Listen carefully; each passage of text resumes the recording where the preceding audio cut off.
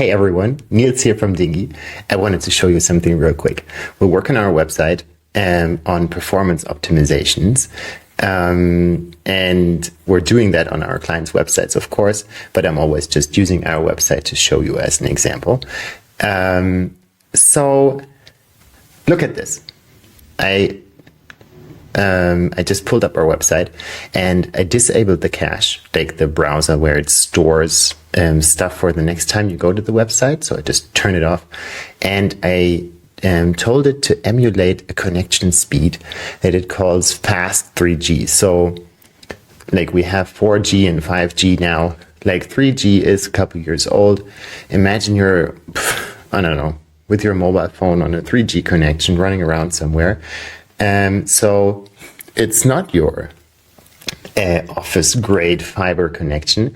Let's reload this website and pay attention to what happens to the text over here. Let's do it right here. So it loads, it's 3 lines, and then it jumps over to being 4 lines. That's horrible. There's a thing that's called Cumulative Layout Shift. That's like a pretty big word, and it's one of the core web vitals. Like Google came around and said, we're going to put up a couple metrics that measure your website and give you scores, and they factor into your Google ranking. So the way that happens is that they did exactly what I do right now. They look at your website on a mobile viewport, on a phone, and with like a medium well connection or whatever, and they measure how well it performs in terms of user experience. So and the metrics that go into this is of course like loading speed, but also stuff like cumulative layout shift. And that's what we saw in action right here. So what it means is the website loads, you see it for a little bit, and then the layout shifts around, like stuff moves, right? In our case, the headline, because we loaded a custom web font, it went from 3 lines, because in Helvetica, the headline kind of fits into the viewport on 3 lines. And then it loads the web font and suddenly it doesn't fit anymore because our reader font, that's the name of our font, is just a little bit wider. And so it has to split on 4 lines.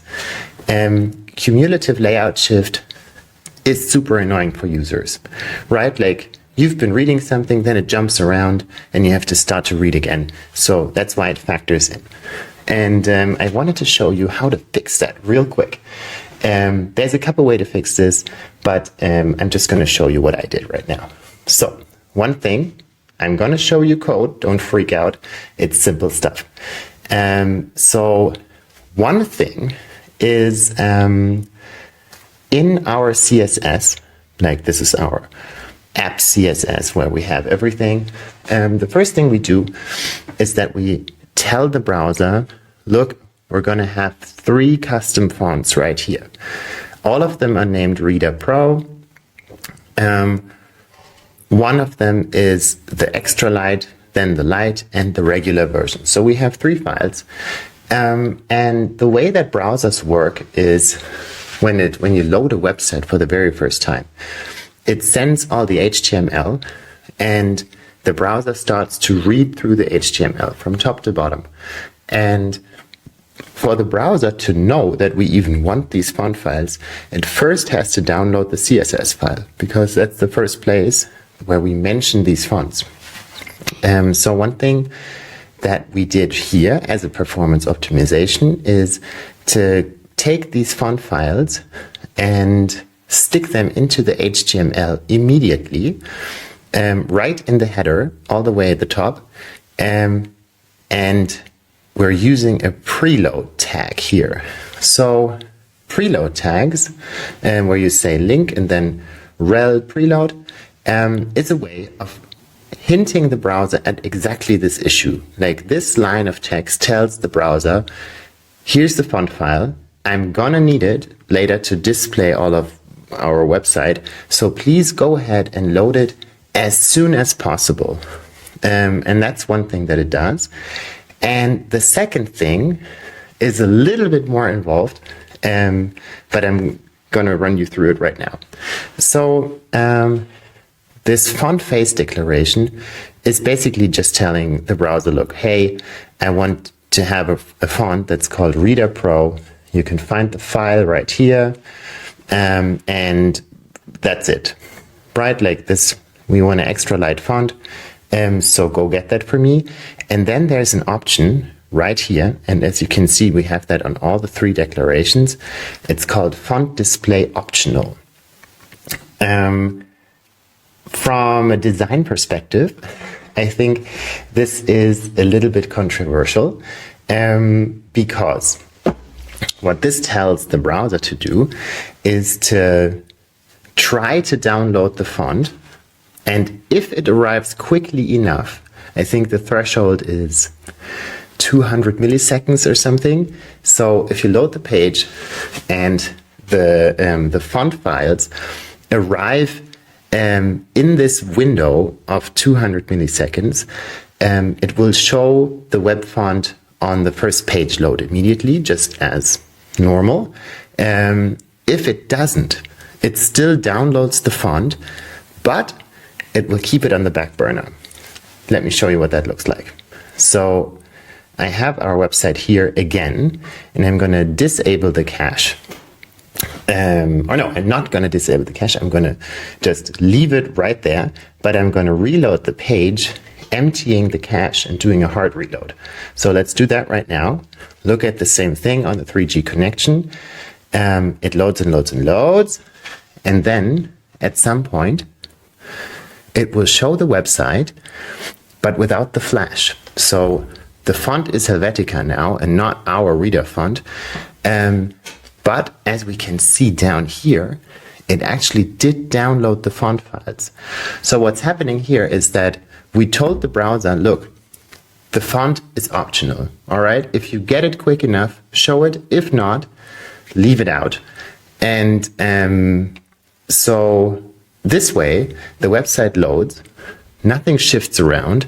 It's not the perfect font, but nothing shifts around.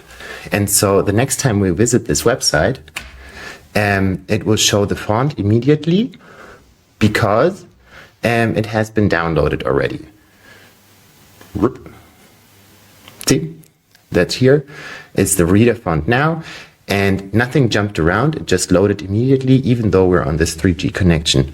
And so I say this is questionable from a design perspective because there might be a situation where your website doesn't show your custom font. But I think from a user experience point of view, this is actually a perfect solve for the problem, because you can be on a mediocre connection, still see the entire site, and it won't jump around and do all of that weird stuff. And as soon as you visit it the next time or navigate around, it will just show you the next page with the right font on it immediately, which is very nice. And it's pretty cool that this works out that way. So yeah, that was a quick tip about how to load fonts and how to avoid cumulative layout shift when talking about web fonts. There's other situations where cumulative layout shift can happen, but this one has to do with fonts. We're going to continue working on different metrics on our website, and we'll work through all of this. All of these different issues.